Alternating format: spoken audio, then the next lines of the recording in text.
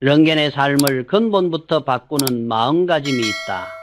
나는 긴 세월 동안 수많은 위기와 변화를 겪으며 그 마음가짐이 얼마나 인생을 갈라놓는지 똑똑히 보아왔다.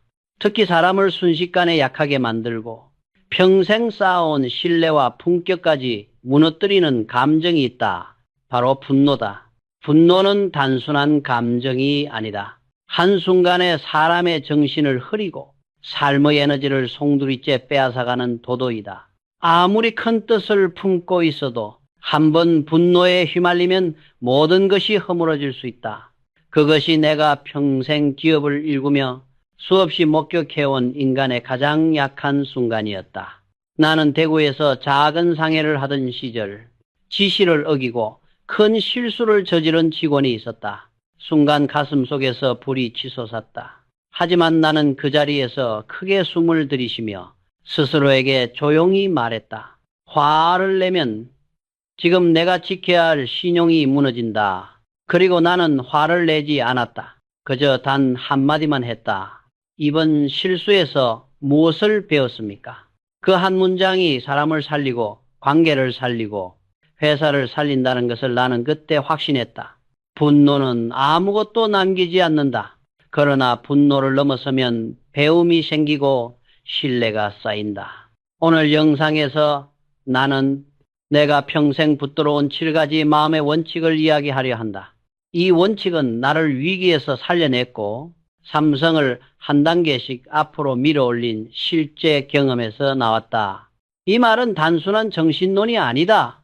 누구나 오늘부터 실천할 수 있는, 그리고 실천하는 순간 삶의 질이 달라지는 실제 원칙들이다. 당신도 오늘 이 7가지를 듣고 나면 마음이 훨씬 가벼워지고 사람과의 관계가 부드러워지고 삶의 방향이 명확해질 것이다.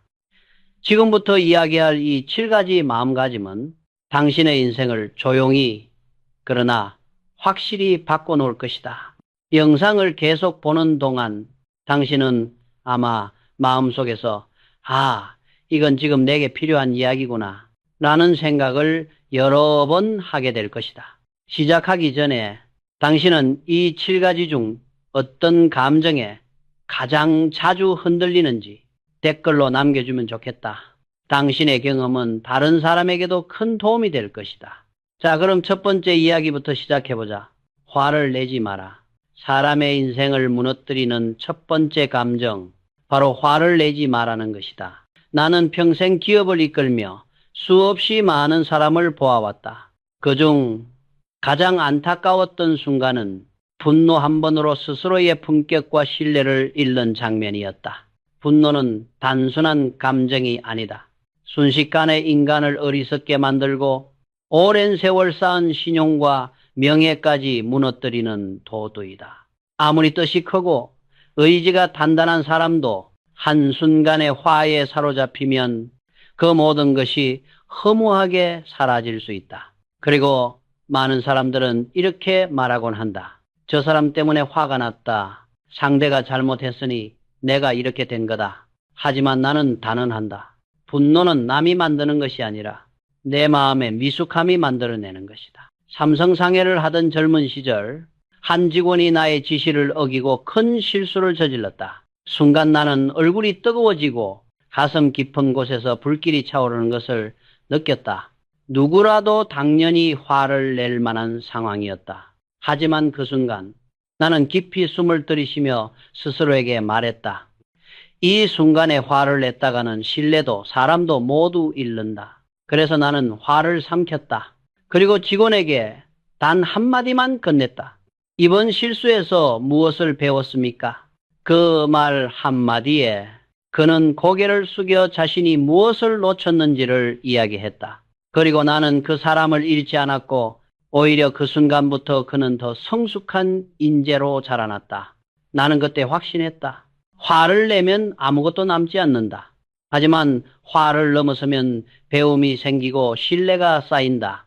사람은 화를 내는 순간 표정이 일그러지고 목소리가 거칠어지며 말투는 품격을 잃고 행동은 후회로 얼룩진다. 그 한순간의 감정 폭발이 평생의 신용을 잃게 만들 수도 있다는 것을 나는 수없이 보아왔다. 더 무서운 것은 분노는 전염된다는 사실이다. 한 사람이 화를 내면 주변의 공기는 즉시 무거워지고 다른 사람도 불편해지고 결국 따라 화를 내기 시작한다. 마치 불씨 하나가 주변을 태워버리듯 가정도, 직장도, 인간관계도 서서히 타들어간다. 그러나 반대로 당신이 침착하게 대응하면 주변의 긴장도 서서히 가라앉는다.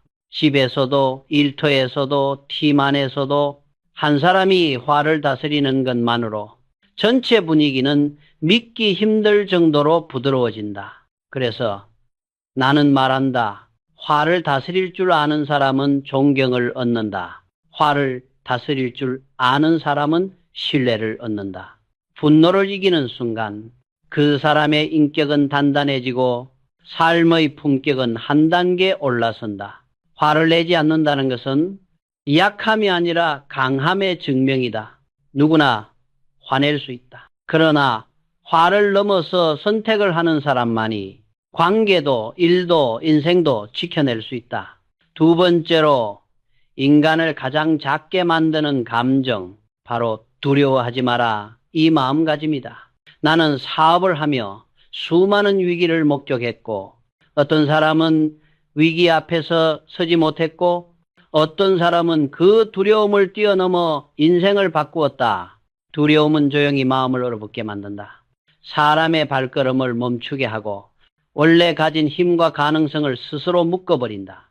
두려움은 현실이 아니라 아직 일어나지도 않은 일에 마음이 먼저 무너지는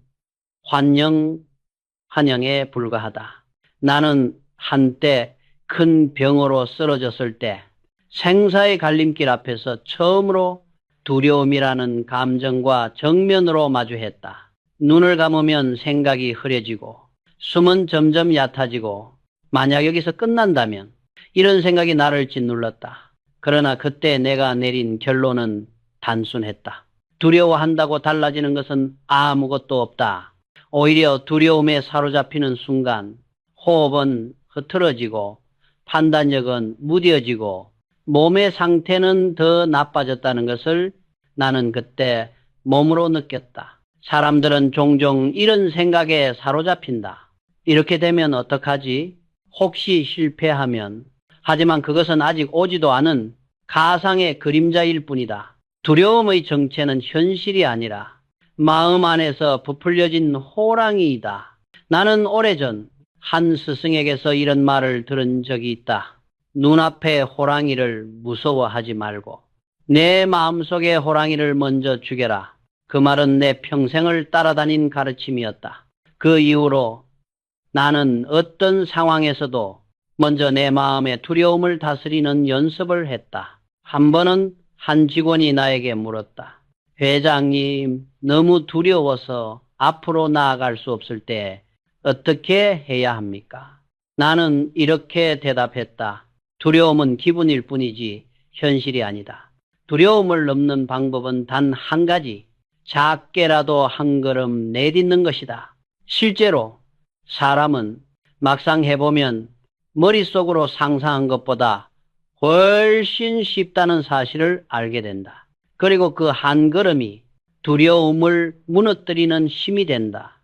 내가 병상에서 가장 깊은 절망 속에 있을 때 의사가 내게 좋지 않은 말을 건넸던 순간이 있었다. 그러나 나는 스스로 마음을 다잡았다. 두려움 속에 누워 죽을 바에야 두려움을 넘어서 서서 죽겠다. 그 결심이 나를 다시 일으켜 세웠고 그 마음가짐 하나가 내 몸의 힘까지 바꾸어 놓았다. 사람들은 두려움이 찾아오면 핑계를 만든다. 자신이 없어서 아직 준비가 안 돼서 지금은 때가 아니라서 하지만 나는 말한다. 그 모든 핑계는 두려움이 만든 그림자 벽일 뿐이다. 그리고 중요한 것은 그 벽을 만든 것도 나 자신이며 그 벽을 무너뜨릴 수 있는 사람 또한 나 자신뿐이다. 용기란 두려움이 없는 상태가 아니다. 두려움이 있어도 앞으로 나아가는 선택을 하는 것이다. 나는 늘 이렇게 스스로에게 말했다. 두려움이 왔구나. 그렇다면 이제 이것을 넘을 시간이다. 두려움을 넘어서는 작은 선택들이 결국 사람의 자신감을 만들고 영혼의 힘을 길러준다. 그래서 나는 말한다. 두려워하지 마라. 당신의 인생은 당신의 발걸음 하나로 움직이기 시작한다. 세 번째로, 인간을 가장 깊은 어둠 속에 가두는 감정, 바로 슬퍼하지 마라. 이 마음가짐이다. 나는 긴 세월 동안 많은 이들의 삶을 지켜보며 슬픔이라는 감정이 사람의 영혼을 얼마나 무겁게 짓누르는지 수없이 보아왔다. 슬픔은 누구에게나 찾아온다. 사랑하는 사람을 잃거나 노력한 일이 무너져 내릴 때, 앞이 전혀 보이지 않는 절망 속에 빠질 때, 사람의 마음은 자연스레 가라앉는다. 그러나 내가 말하고 싶은 것은 단 하나다. 슬픔에 머무르지 마라. 그곳에 오래 머물면 마음이 죽는다. 나는 병으로 쓰러져 한동안 생사의 경계에 놓여 있을 때 여러 번 마음이 깊게 가라앉는 것을 느꼈다. 앞으로의 미래가 보이지 않았고 무언가를 꿈꾸기에는 몸도 마음도 너무나 약해져 있었다. 그때 나는 스스로에게 이렇게 명령했다. 슬픔에 잠기면 살아야 할 이유조차 잃는다. 지금 이 순간만큼은 마음을 포기하지 말자. 나는 평생 믿어온 것이 있다.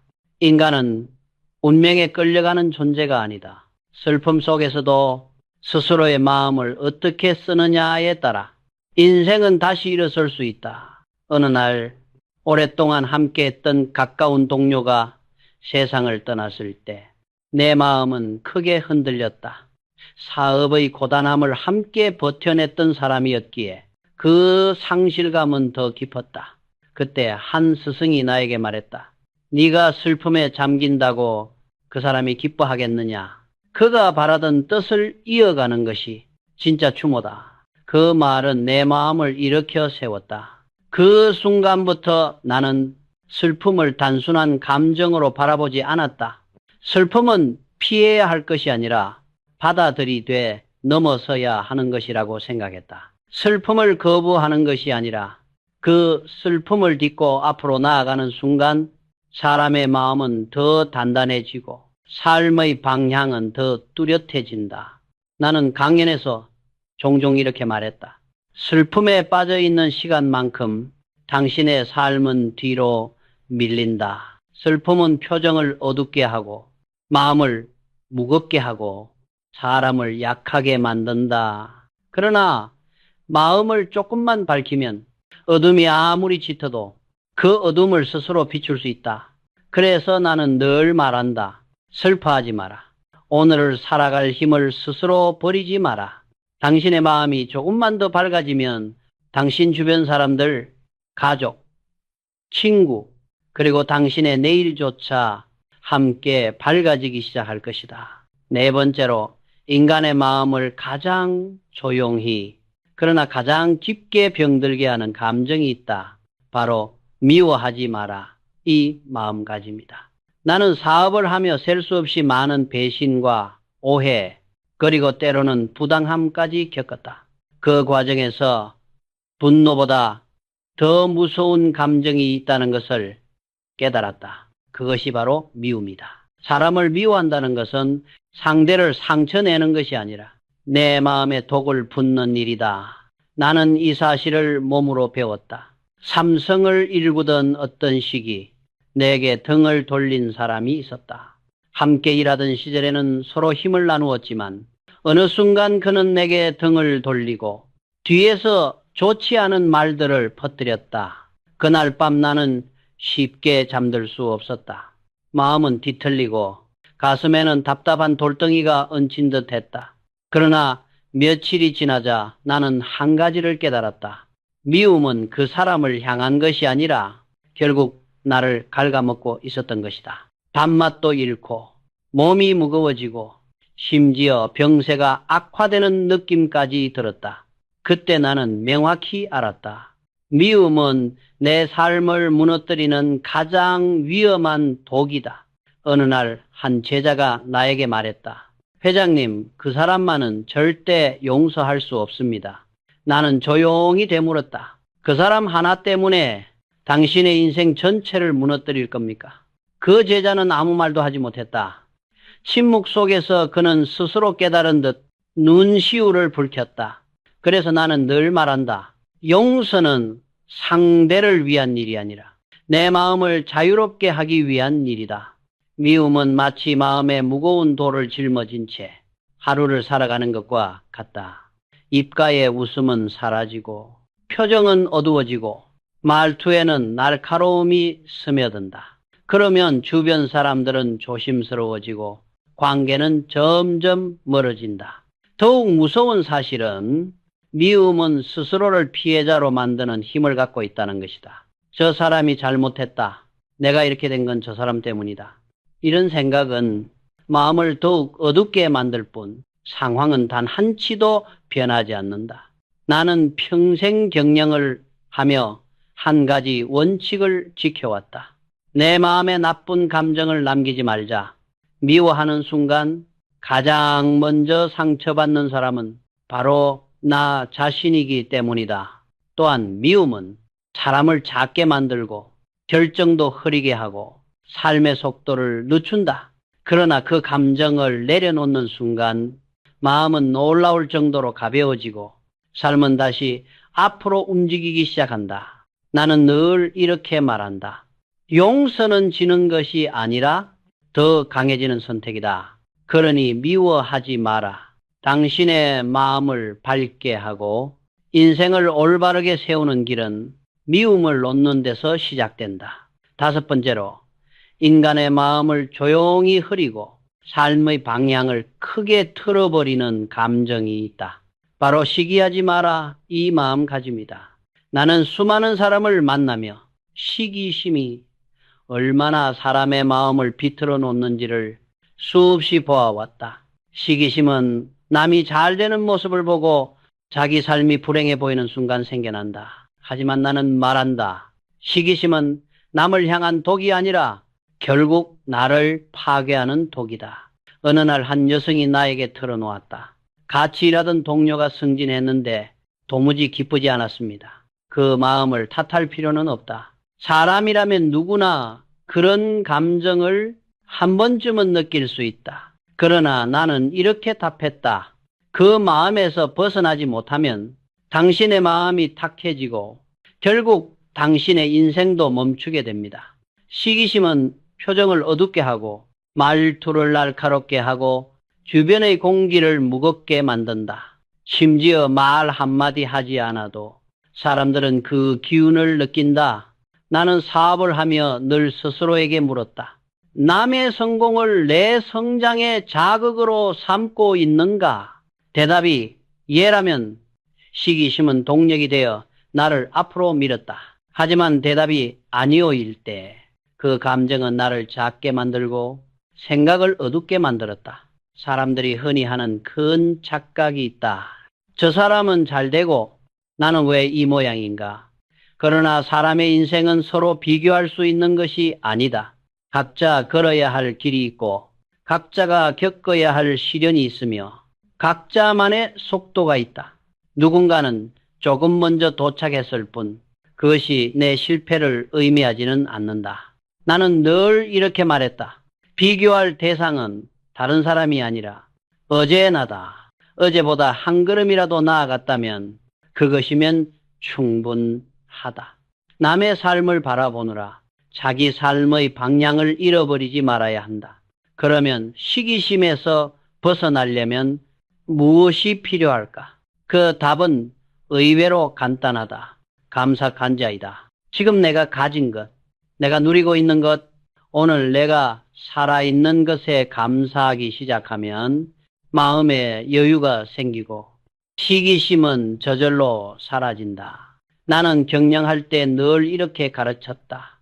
남의 성공을 축하할 줄 아는 사람에게 운은 스스로 찾아간다. 진심 어린 잘했다, 축하한다, 멋지다는 한마디는 상대의 마음을 밝히는 것처럼 보이지만 실은 나 자신의 마음을 더 환하게 만든다. 시기하는 마음은 나를 어둡게 만들고 축하하는 마음은 나를 넓게 만든다. 그것이 내가 평생 배운 진실이다. 그래서 나는 오늘도 이렇게 말한다. 시기하지 마라. 남의 성공은 당신의 불행이 아니다. 오히려 당신에게도 곧 다가올 좋은 징조다. 여섯 번째로 마음을 밝히고 사람의 운명을 크게 바꾸는 힘이 있다. 바로 칭찬하라. 이 마음가짐이다. 많은 사람들은 남의 성공을 보면 입을 닫는다. 하지만 나는 평생 경영을 하며 깨달았다. 입을 닫는 순간 마음은 좁아지고 입을 여는 순간 마음은 넓어진다. 나는 삼성상회를 이끌던 초기에 함께 일하던 직원 중 한 사람이 큰 거래를 성사시킨 적이 있었다. 그때 나는 단순히 수고했다라고 말하지 않았다. 그의 노력을 정확히 짚어 칭찬했다. 당신의 끈기와 세심함이 이번 거래를 이끈 가장 큰 힘이었습니다. 그 한마디가 그를 단번에 변화시켰다. 그는 더 밝아졌고 더 책임감을 가지고 일했으며 주변 사람들에게도 긍정적인 기운을 퍼뜨렸다. 나는 그때 확신했다. 칭찬은 단순한 말이 아니라 사람의 마음을 살리는 힘이다. 시기하는 사람은 말문을 닫는다. 그러나 마음이 넓은 사람은 말문을 연다. 그리고 그 한마디는 상대의 마음뿐 아니라 말하는 자신의 마음까지 환하게 만든다. 많은 사람들은 말한다. 남의 성공이 왜 나와 상관이 있습니까? 하지만 나는 다르게 본다. 남의 성공을 기뻐할 수 있는 사람에게 운은 반드시 찾아온다. 왜냐하면 남의 성공을 축복할 수 있는 마음은 이미 충분히 넓어졌기 때문이다. 어떤 이들은 칭찬하면 내가 작아지는 것 같다 라고 말한다. 그러나 그 반대다. 칭찬을 할 줄 아는 사람은 자신의 가치를 정확히 알고 있는 사람이다. 마음이 부족하면 남을 칭찬하지 못한다. 스스로의 가치를 알고 스스로의 길을 믿는 사람만이 남의 성공을 진심으로 축하할 수 있다. 나는 종종 강연에서 이렇게 말했다. 시기하지 말고 축하하라. 남의 성공을 기뻐할 줄 아는 사람이 자신의 성공도 끌어당긴다. 잘했다. 멋지다. 정말 대단하군요. 진심으로 축하합니다. 이 한마디는 언뜻 보기엔 상대를 위한 것 같지만 실은 나 자신의 마음을 밝히는 일이다. 시기심은 마음을 좁게 만들고 칭찬은 마음을 넓게 만든다. 운은 넓은 마음을 향해 흐른다. 그것이 내가 평생 경험으로 배운 진실이다. 그러니 나는 오늘도 말한다. 칭찬하라. 그 말 한마디가 당신의 운명을 바꾼다. 일곱 번째로 인간을 가장 조용히 그러나 가장 깊게 무너뜨리는 습관이 있다. 바로 악담하지 마라. 이 마음가짐이다. 나는 평생 기업을 일구며 수많은 사람을 보고 또 보았다. 그 중에서 가장 안타까운 사람은 일은 그럭저럭 하지만 입에서 나오는 말 때문에 모든 신뢰를 잃는 사람이었다. 악담, 즉 남을 헐뜯는 말은 상대를 상처내기보다 먼저 내 품격을 깎아내리는 행위다. 한번 내뱉은 말은 다시 주워 담을 수 없고 그 말 한마디가 내 얼굴, 내 인격, 내 가치를 만들어버린다. 예전에 내 주변에 늘 누구를 비난하며 사는 사람이 있었다. 상사는 무능하다. 동료는 잔꾀만 부린다. 그 손님은 성질이 고약하다. 그는 늘 불만을 품고 있었고 그 표정은 항상 흐리고 무거웠다. 그런데 참 이상한 일이 있었다. 그 사람 주변에는 도와주려는 사람도 함께 일하고 싶어하는 사람도 단 한 명도 없었다. 나는 그에게 이렇게 말했다. 악담을 하기 전에 당신의 마음을 먼저 들여다보시오. 그러자 그는 조용히 고백했다. 제 삶이 원하는 대로 되지 않으니 남을 헐뜯고 싶어졌던 것 같습니다. 바로 그 순간 나는 알고 있었다. 악담은 남의 잘못 때문에 생기는 것이 아니라 내 마음속에 불만과 무력감에서 나온다는 사실을 악담은 입 밖으로 나오는 순간 표정을 어둡게 하고 관계를 멀어지게 하고 신뢰를 무너뜨린다. 사람들은 악담을 듣는 순간 그 사람을 멀리하고 싶어지며 함께 미래를 만들고 싶지 않아 한다. 그래서 나는 늘 강조했다. 말은 도구가 아니라 에너지다. 내가 뱉는 말의 빛깔이 내 주변 공기를 만들고 내 인간관계를 만들고 결국엔 내 미래를 만든다. 한 번은 강연에서 이런 질문을 던진 적이 있다. 여러분이 오늘 하루 동안 한 말 중에 누군가를 밝게 만든 말이 몇 개나 있었습니까? 그 순간 강연장은 숨소리조차 잠잠해질 만큼 조용해졌다. 그만큼 우리는 알지 못하는 사이 말에 독을 뿌리며 살고 있는 것이다. 그래서 나는 말한다. 할 필요 없는 말은 하지 않는 것, 그것이 가장 위대한 지혜다. 입을 열어 상처를 남기는 사람보다 입을 다물어 품격을 지키는 사람이 훨씬 더 강한 사람이다. 그리고 가장 중요한 것은 자기 자신에게 악담하지 말라는 것이다. 나는 안 된다. 역시 나는 부족하다. 내가 뭘 할 수 있겠는가. 이런 말은 남을 깎아내리는 것보다 훨씬 더 위험하다. 자신의 가능성을 스스로 꺾어버리는 가장 잔인한 악담이기 때문이다. 나는 이렇게 말하곤 했다.